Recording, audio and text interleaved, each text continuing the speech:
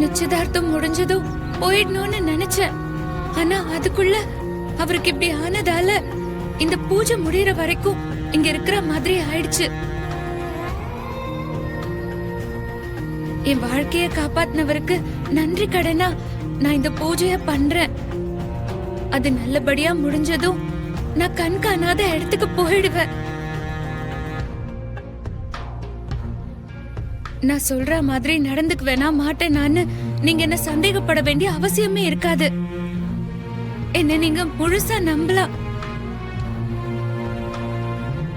திவ்யாக்காக்கும் அவருக்கும் தான் கல்யாணம் நடக்கணும். 2 பேரும் சந்தோஷமா வாழணும். அதுதான் என்னோட ஆசை, பிரார்த்தனை எல்லாமே. என்னால எந்த பிரச்சனையும் வராது. நான் அவங்க வாழ்க்கைக்கு நடுவுல என்னைக்கும் வரவே மாட்டேன். இது சத்தியம்.